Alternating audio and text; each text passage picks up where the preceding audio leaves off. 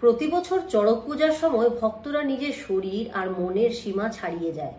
কেউ আগুনের উপর হাঁটে, কেউ শরীরে সূচ ফোটায়, আর কেউ শিব, মা পার্বতী বা মা কালী রূপে ভক্তিতে মগ্ন হয়ে নাচে।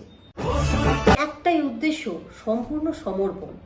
কিন্তু চড়ক পূজা শুধু কষ্ট সহ্য করার গল্প নয়, এর ভেতরে লুকিয়ে আছে এক গভীর বিশ্বাস, যার আসল মানে আমরা অনেক সময় বুঝতেই পারি না। নমস্কার, আমি দীপশিখা, স্বাগত জানাই দৃষ্টিকোণে। বাংলা বছরের শেষে ভক্তরা নিজেদের সীমা, ভয়, এমনকি শরীরও সবকিছু উৎসর্গ করে ভগবান শিবের কাছে। কারণ চড়ক পূজা মানে সম্পূর্ণ সমর্পণ, যেখানে কষ্টই হয়ে ওঠে প্রার্থনা আর সহ্য শক্তি হয়ে ওঠে বিশ্বাস।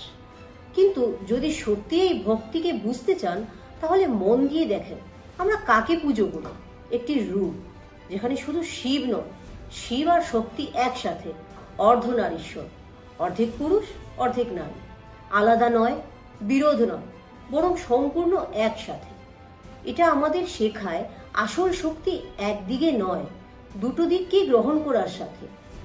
তবুও 2026 সালে দাঁড়িয়ে আমরা কেন এখনো এই ভাবনাকে মানতে পারি না? কেন ছেলেদের বলা হয় কাঁদা যাবে না? কেন কোমলতা দুর্বলতা মনে করা হয়? কেন নারী সুলভ কিছু লুকিয়ে রাখার মতো ব্যাপার? কেন একজন পুরুষ গৃহস্থের দায়িত্ব নিলে হাউস হাজবেন্ড হোল তাকে হাসির পাত্র বানানো হয়? যখন ভগবান শিব নিজেই দুই শক্তির মিলন, যখন অর্ধনারীশ্বর পূর্ণতার প্রতীক, তাহলে আমরা কেন পুরুষদের অর্ধেক হয়ে থাকতে শেখাই? মেকআপ, অনুভূতি প্রকাশ, এসব নিয়ে এখনো হাসাহাসি কেন, যখন ঈশ্বর নিজেই এগুলোকে স্বাভাবিকভাবে গ্রহণ করেন?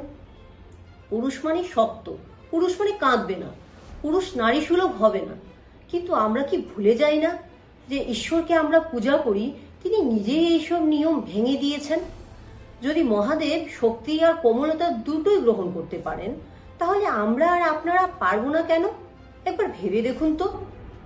ভিডিওটা ভালো লাগলে লাইক এবং শেয়ার করবেন, আর দৃষ্টিকোণ চ্যানেলকে ফলো করতে ভুলবেন না। ধন্যবাদ।